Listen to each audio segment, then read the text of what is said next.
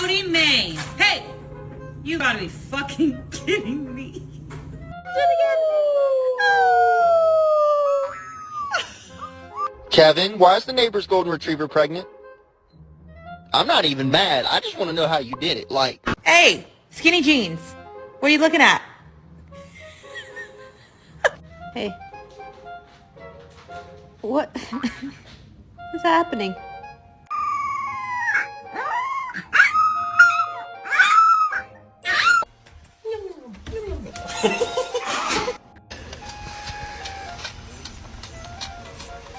Bak nasıl dönecek?